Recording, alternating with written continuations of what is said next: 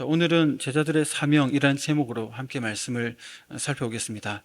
말씀을 전하기 앞서 제가 좀 귀가 한쪽에 종기가 나서 이렇게 부어 있다고 합니다. 그래서 한쪽이 들리지가 않아가지고 머리가 좀 멍한 상태입니다. 설명이 좀 어눌하더라도 좀 이해해 주시기 바랍니다.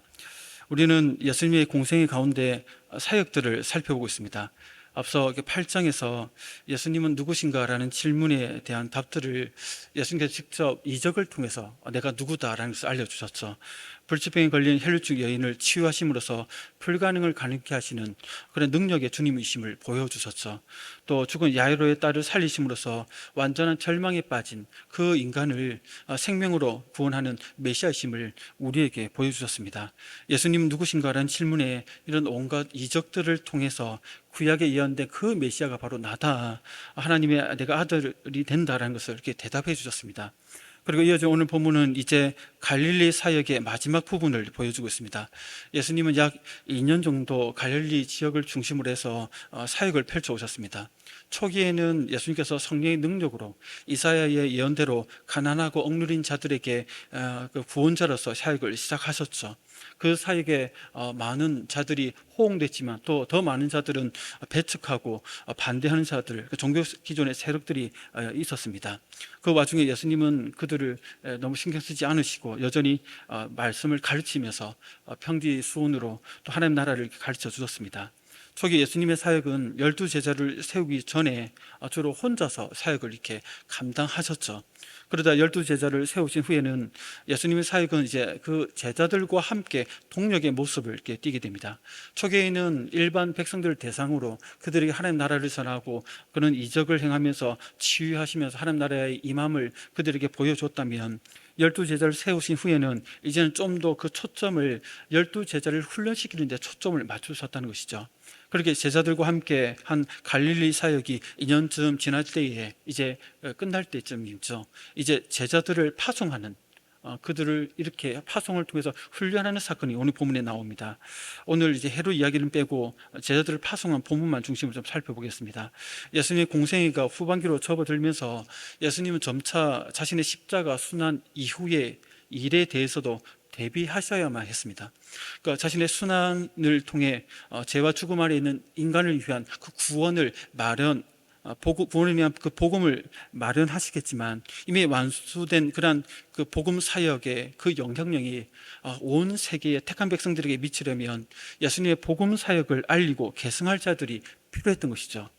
그래서 예수님은 공생애를 시작하는 초기부터 그런 제자들을 눈여겨보시고 그들을 부르시고 함께 하시면서 점점 제자들을 세우는, 자신을 대신해서 그 복음 사역이 계속되도록 하기 위해서 제자들을 세우는데 종점을 맞추셨습니다. 이제 갈릴리 사역이 끝날 즈음, 공생의 기간이 이제 1년쯤 남겨둔 이 시점에 더욱더 제자들의 훈련에 사역에 초점을 맞추고 계십니다. 이를 위해 오늘 본문에서 예수님은 제자들을 파송하여 예수님의 복음 사역이 계속되도록 하는데 훈련을 시키고 계십니다. 성도 여러분, 오늘 본문에서 우리는 예수님이 12제자에게 맡기신 사명을 위해서 무엇을 그들에게 주시는지, 무엇을 그들에게 베푸시는지를 그 초점을 맞춰서 좀 살펴보겠습니다. 우선 그 사명은, 그들이 맡은 사명은 예수님의 복음 사역이 계속되도록 하는 데 있다는 것이죠. 이를 위해 복음 전파에 필요한 능력을 주시고 또 하나님의 그 채워주심을, 공급하심을 이제 경험하게 하시고 또 복음을 전할 때 복음의 그 은혜의 측면뿐만 아니라 은혜를 받아들이지 않을 때에 있는 그 심판의 측면까지도 담대히 전할 수 있도록 그 담대함도 주시는 것을 보게 됩니다. 동일하게 오늘날 우리에게도 그 제자로서 또 하나님의 자녀로서 우리를 이 땅에 불러주셨고 또 이 땅 가운데 나아가게 하실 때 우리를 그 사명을 감당하기 위해서 무엇을 주시는지를 확인하고 또 우리 마음속에 그 확신하는 시간이 되기를 소원합니다. 예수님은 자신의 복음 사역이 제자들을 통해 계속되도록 하기 위해서 무엇을 주실까요? 먼저 예수님께서 복음 전할 능력을 주십니다. 그냥 너희들끼리 알아서 해라, 12명이나 되니까 그 다음 보고 들은 거 잘 알지? 이제 해봐, 이렇게 하신 것이 아니죠. 복음 사역이 계속되도록 그에 합당한 능력도 함께 주십니다. 오늘 본문에 나오는 제자들에게 그렇게 하시죠. 우리 1절 본문을 같이 한번 읽어볼까요? 시작. 예수께서 12제자를 불러 모으사 귀신을 제어하며 병을 고치는 능력과 권위를 주시고, 여기 보니까 능력과 권위를 주시죠. 능력은 예수님께서 베푸신 어떤 신적인 그 권능을 얘기를 하죠. 또 권위는 어떤 예수님의 그 뜻과 명령이 전해질 때 그 뜻에 반드시 복종해야 되는 그런 절대 그 권력을 말합니다. 그러니까 예수님은 이 신적인 능력으로 많은 병자들을 고치셨죠. 동시에 8장에서 그래서 8장에서 확인했듯이 12해 동안 혈루증을 앓았던 여인에게 말씀하시니까 그 권능으로 병을 낫게 하셨던 것입니다. 또 절대 권력의 그 권위로 귀신들에게 명하시자 귀신들이 반박하지 못하고 반항하지 못하고 그냥 한 말씀 하시니까 다 쫓겨나 버리는 것이죠. 이러한 그런 권위를 예수님께서 제자들에게 주시는 것이죠. 우리가 이러한 권위는 그라사 군대 귀신에게 행하셨을 때 그 장면들 우리가 봐서 너무나도 잘 알고 있습니다. 예수님은 자신이 사용하였던 이러한 실제적인 능력과 또 권위를 제자들에게 주셔서 모든 귀신을 제어하고 병을 고칠 수 있도록 하셨습니다. 즉 예수님은 복음 전파를 위해 제자들을 파송하기에 앞서서 먼저 그 사역에 필요한 그런 지휘와 그런 무기라고 할까요? 이 도구들을 무기를 갖추게 하시고 계십니다. 그런데 왜 복음을 전파할 때 복음 전파의 그 내용들 우리가 지금 뭐 사형리라든가 뭐 전도 폭발이라든가 이런 그런 지식적인 내용을 먼저 갖추게 하지 않고 이런 능력을 먼저 귀신을 제어하고 병을 고치는 능력과 권위를 주셨다라고 먼저 이렇게 말씀하실까요? 이를 알기 위해서는 예수님의 사역을 좀 이해해야 됩니다. 예수님의 사역은 크게 두 가지로 나눌 수 있습니다. 평지 설교와 또 비유를 중심으로 하는 이게 가르침이라는 사역이 있고요. 또 하나는 이제 여러 가지 행하신 그런 이적을 행하는 이런 사역이 있습니다. 그 예수님의 사역은 크게 가르침과 이적이라는 두 가지 사역이 있죠. 이것이 같이 쌍을 이루면서 같이 갑니다. 특히 이적을 행하심은 하나님 나라의 능력 실제를 보여주는 중요한 통로가 됩니다. 하나님 나라가 어디 있지 먼데 했을 때 그런 이적을 통해서 하나님 나라가 지금 임했구나. 하나님 나라에 임하고 하나님 나라에 속한 자들은 이러한 자유함을 이러한 치유를 이러한 하나님의 은혜를 경험하게 되는 걸 실제적인 자신의 그 치유와 그것의 해방을 경험하게 되는 것이죠. 그때 중요한 것은 이 능력과 권위라는 것입니다. 우리가 공중권세 잡은 마귀가 이 세상을 찬탈했죠. 그래서 불법적으로 이 세상을 지배하고 있습니다. 이 땅을 다시 하나님 나라로 회복시키기 위해서 예수님께서 이 땅에 오셨죠. 그래서 예수님의 그 걸음걸음은 빼앗긴 마귀의 나라 이 땅을 다시 예수님께서 하나님 나라의 중심 인물이 되어서 점점 정복해 나가는 수복해 나가는 과정이라는 것입니다. 그 과정 속에서 강력한 무기로 사용한 것이 바로 그 능력과 권위라는 것입니다. 그래서 예수님은 하나님 나라를 이 땅에 점점 확장해 나가셨는데 마귀에 의해 귀신 들린 사람들, 병들어 매인 자들에게 이런 능력과 권위를 이적을 행하셔서 귀신을 내쫓고 병을 고치심으로써 그 자리에 그 공간에 그때 하나님 나라를 확장해 버리는 것인 거죠. 이렇게 넓혀 나가시는 것입니다. 이런 예수님의 이적 해감의 사역은 제자들이 따라야 할 사역의 이제 모델이 되었던 것이죠. 그래서 그동안 제자들을 데리고 다니면서 수없이 많이 보여주셨습니다. 회당 안에서 안식일 날 귀신을 내쫓는 사건들, 또 안식일 끝난 후에 저녁에 집으로 돌아오셨을 때 많은 무리들이 동네 사람들 다 모여들어서 예수님 앞에 낫기를 원했을 때 예수님이 또 그들을 치유하신 사건들을 제자들은 옆에서 다 지켜보았던 것이죠. 그렇게 귀신을 내쫓고 병을 고치는 사역을 계속해서 그 현장에서 보여주셨습니다. 예수님이 이제 제자들이 직접 그 사역을 하도록 하시면서 이제 그 사역을 감당하게 하는 능력을 그들에게 부여해 주시는 것이죠. 이제 여기까지 보면 이제 살펴보면서 우리는 한 가지 분명한 사실을 알 수 있습니다. 복음 사역의 모델을 보여주신 분도 예수님이시고 그 모델대로 현장에서 사역을 할 수 있도록 힘을 주시는 분도 예수님이라는 것을 우리가 발견하게 됩니다. 그러니까 이 일을 위해 예수님은 그래서 1절에서 보면 예수께서 12제자를 불러 모으셨다라고 이렇게 얘기를 하고 계시는 것이죠. 성도 여러분, 우리는 이 부분에서 우리가 왜 예수님을 믿게 되었는지, 왜 교회를 다니게 되었는지를 생각해 보게 됩니다. 물론 12제자는 2년이라는 충분한 시간 동안 말씀으로 양육되는 시간이 있었습니다. 그런 후에 이제는 양육 다음에 훈련이라는 단계에 접어들었기 때문에 이 파송해서 전도 사역을 통해서 훈련을 시키려는 그 시점에 있는 것이죠, 제자들은. 그리고 이제 이런 복음 사역을 감당하기 현장을 보내십니다. 물론 사람마다 하나님의 자녀로 부르심을 받아서 신앙생활을 시작하는 시점이 다르고 그 성장 속도가 다르겠지만, 그래 언제나 양육의 시기만 있는 것이 아닙니다. 여전히 받아 먹는 그러한 신앙생활 하는 것이 아니라는 것이죠. 자라야 되고 성장하면서, 예수님은 그러한 우리의 성장을 통해서 어느 정도 성장하게 되면 복음을 전하는 이 일에 우리가 삶의 현장에서 나아가기를 원하신다는 것입니다. 그리고 그냥 내보내시는 것이 아니라 예수님이 마련하신 이 복음이 잘 전해질 수 있도록 그에 합당한 능력과 권위를 부여해 주신다는 것이죠.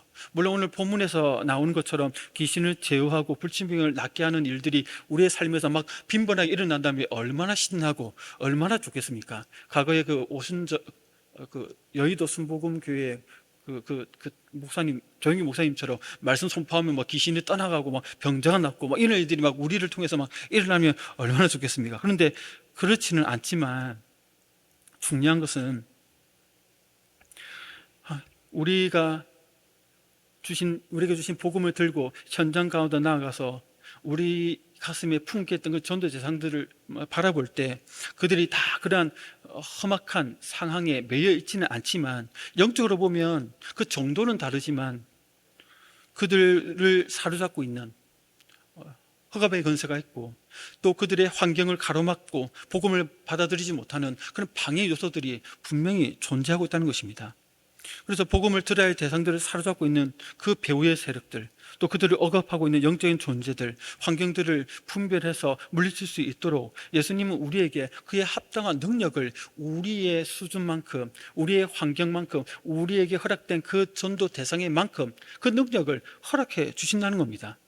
우리는 주변 분들에게 복음을 전하면서 그분들이 어떤 영적인 것에 매여 있고 어떤 환경에 사로잡혀 있어서 내가 기도하고 막 애쓰더라도 그게 제대로 이게 극복되지 않고 막 여전히 그런 상황들이 있으면 내 힘으로는 할 수 없으니 이제는 나는 좀 접고 이제 순장님한테 좀 넘기겠다, 아니면 장로님에게 좀 부탁드릴까, 목사님에게 톡스를 할까, 아니면 기도만 하는 권사님한테 위탁해가지고 그 기도발로 뭔가 좀 해볼까, 뭐 이렇게 기도를 뭔가 도움을 받으려고 합니다. 물론 이렇게 협력하여야 합니다. 12제자가 함께 현장에 나가서 복음 사역을 함께 감당한 것처럼 이는 협력이 필요하죠, 은사에 맞춰서. 하지만 그러나 가장 기본적으로 우리가 갖춰야 할 믿음은, 오늘 본문을 통해서 분명히 말씀하는 것은 복음을 전하는 나에게도 나는 부족하지만 예수님이 능력이 드러나도록 나를 사용하실 수 있다라고 말씀하고 있습니다.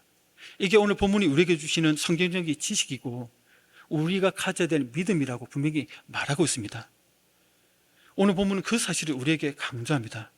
성도 여러분, 우리는 예수님이 우리와 함께 하심을 너무나도 잘 알고 있습니다.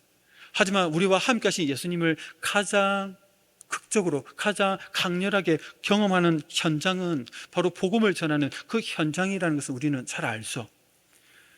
그분께서 가지신 능력과 권위가 우리가 버림받는 그 현장에서 필요에 따라 드러나는 것을 우리가 복음을 전할 때 경험하게 됩니다. 그래서 오늘 본문 2절에서는 보면 하나님의 나라를 전파하며 앓는 자를 고치게 하려고 내보내신다, 이렇게 얘기합니다.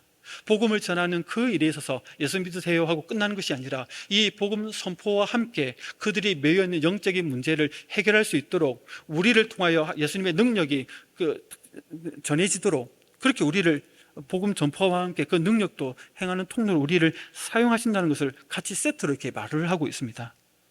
우리가 받아서 전하는 이 하나님 나라의 복음이 그 대상에게 임할 수 있도록, 그 영혼을 사로잡고 있고 환경을 통해 가로막는 것들을 물리칠 수 있도록 능력을 주신다는 겁니다. 여기에 대해 확신과 믿음을 가지시기를 소원합니다.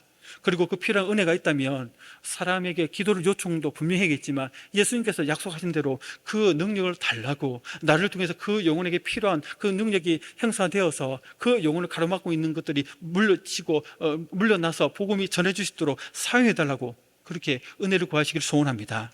이제 두 번째입니다. 예수님은 자신의 복음 사역이 제자들을 통해 계속되도록 할 때 필요한 것들을 공급해 주십니다. 우리 3절 4절을 같이 한번 읽어볼까요? 본문 3절 4절입니다. 시작. 이르시되 여행을 위하여 지팡이나 배낭이나 양식이나 돈이나 두벌 옷을 가지지 말며 어느 집에 들어가든지 거기서 머물다가 거기서 떠나라. 아멘. 여기 보니까 예수님은 이 여행은 전도 여행을 얘기하는 것이죠.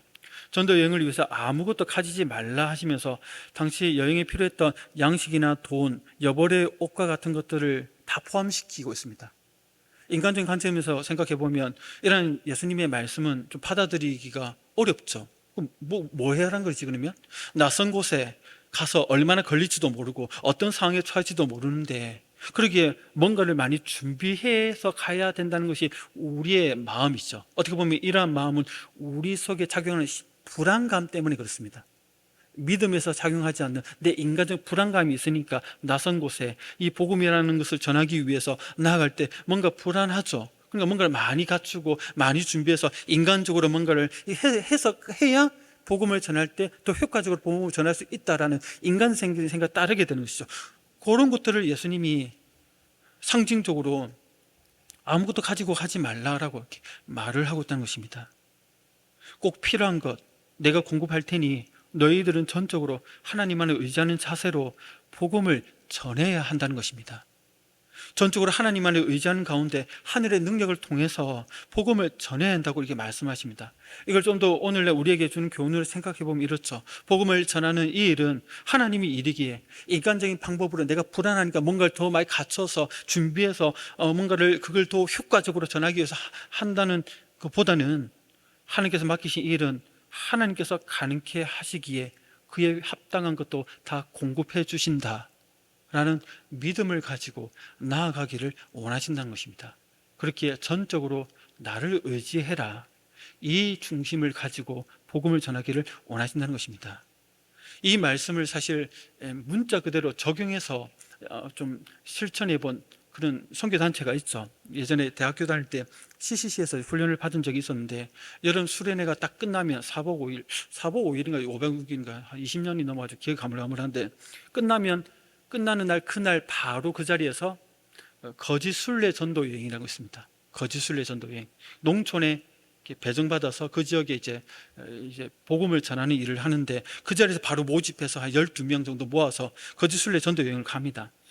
이제 오늘 본문을 현대식으로 적용한 전도 방식이도 말 그대로 아무것도 가지지 않고 몸만 갑니다. 그래서 딱 그 거짓 순례 전도를 시작할 때 호주머니에 있는 모든 돈과 폰을 다 모아가지고 그 거지 아빠라고 하거든요. 그 대장 거지 아빠, 그 자매를 거지 엄마, 그다음 거지 삼촌 뭐 이렇게 해가지고 이렇게 족보를 만들어서 12명을 데리고 거지처럼 막 다니는데, 첫날은 어떻게 밥을 먹냐면 그 다리 밑에 들어가가지고 이렇게 산 밥을 이렇게 먹습니다. 고전적인 방식은. 근데 그게 안 되면 식당 가가지고 최후의 만찬에서 함께 딱 우리 돈으로 사 먹고, 그 다음 3박 4일 동안은 얻어먹고 복음 전하고 얻어먹고 복음 전하고 이렇게 얻어자고 이렇게 막 이렇게 하죠. 근데 실제로 그렇게 3박 4일 동안 해보니까 신기하게도 복음 전하는데 누가 재워주고 누가 먹여주고 누가 막 이렇게 하면서 복음 전하게 되고 하면서 3박 4일 동안 그 일이 되더라고요. 요 말씀 그대로 액면 그대로 되더라고요. 그래서 너무 신기해가지고, 그때 이제 예수 믿은 지 한 1년쯤 됐을 때였는데, 이제 그 후에 이제 선교사로 이제 중국 갔다가 다시 와가지고 이제 부산에 있는 그 교회에서 초등부를 맡게 됐는데, 이제 중국에서 온 지 얼마 안 됐었습니다. 이제 한 12년 전 일인데, 초등부를 맡고 그 다음 해에 거짓 순례 전도를 한번 가야겠다, 초등부하고. 그래서 이제 여름 성경학교, 우리는 다음 주잖아요. 이렇게 다음 여름 성경학교 끝나자마자 바로 6학년들 4, 5, 6학년들 10명 데리고 교사 2명하고 저하고 이렇게 13명인가 4명이 이렇게 갔습니다. 그래서 제일 처음 갔던 데가 청도라는 여기 경북인가요? 청도에 갔습니다. 가가지고 이제 차 다 보내고 최후의 만찬을 해야 되는데 식당이 없어가지고 이제 우리가 복음을 전하기 위해서 딱 가는 코스를 정해놨거든요.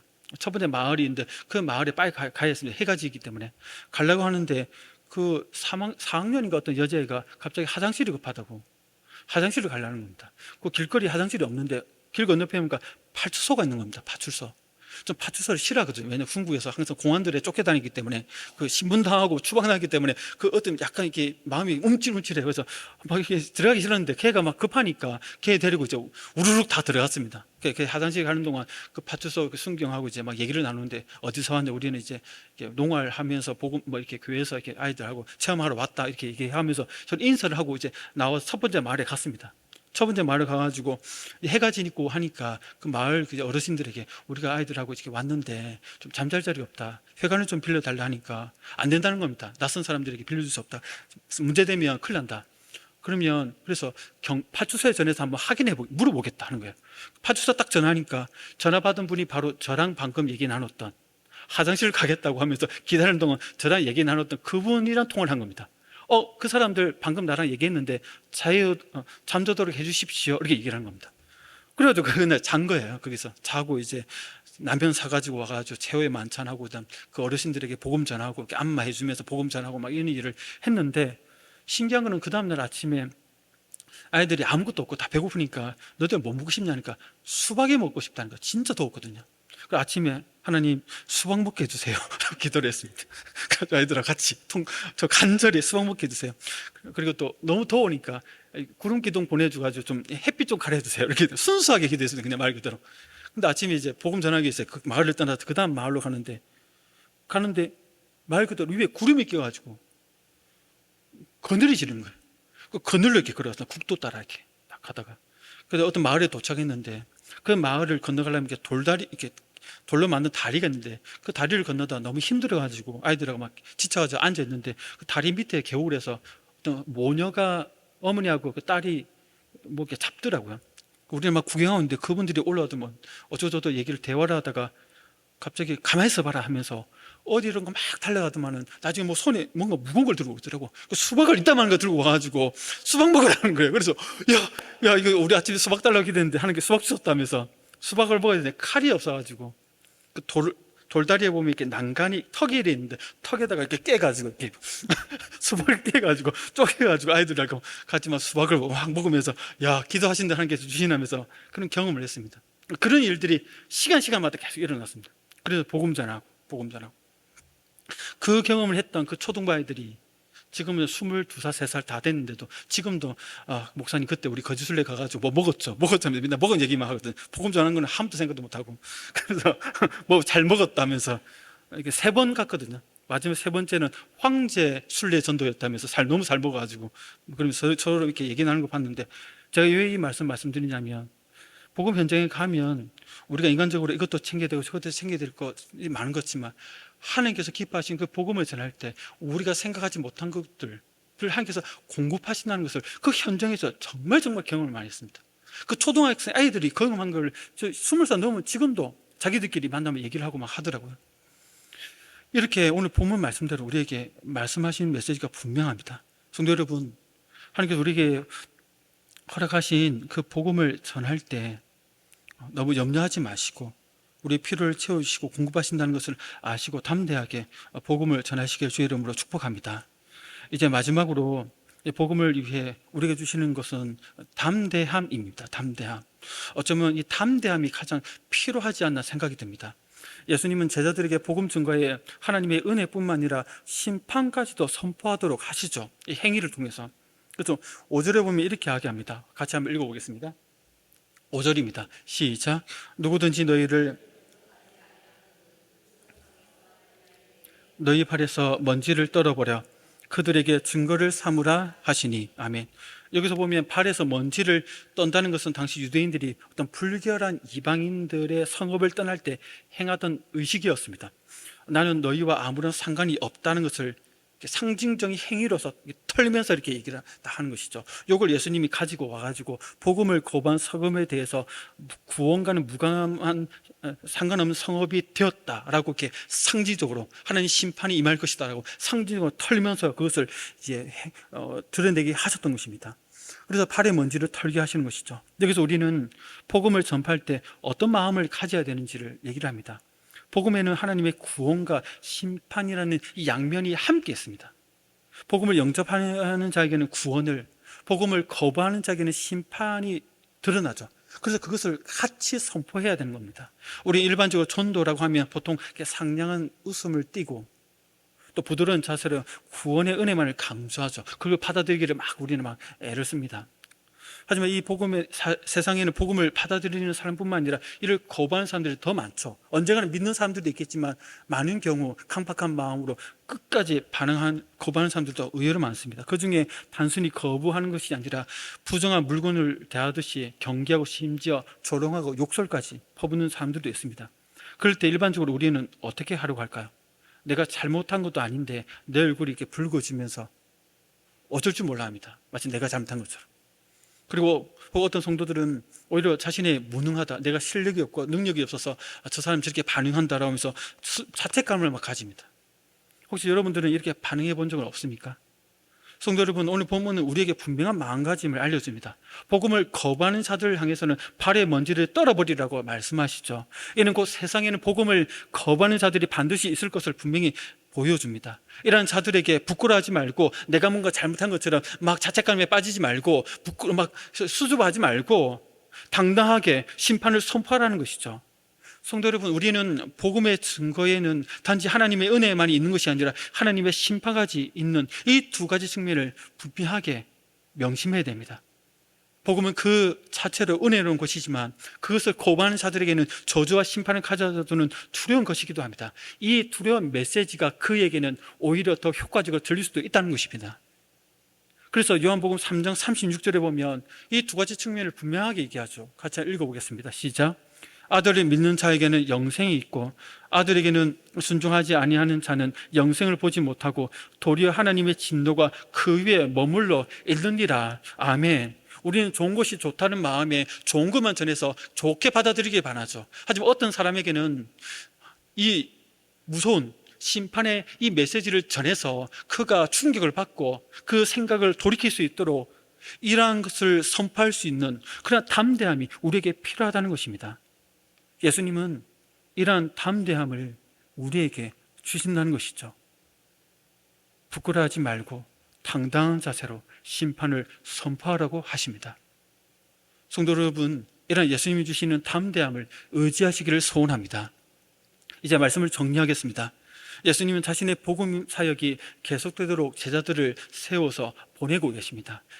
이때 필요한 능력을 주시고 물질을 공급해 주시고 담대함도 함께 주십니다. 그 예수님께서 동일하게 오늘날 우리를 부르시고 우리에게 허락한 삶의 현장에서 그 전도 대상에게 우리를 보내십니다. 이때 필요한 그 능력도 주시고 그 필요한 것도 공급해 주시고 담대함도 허락해 주십니다.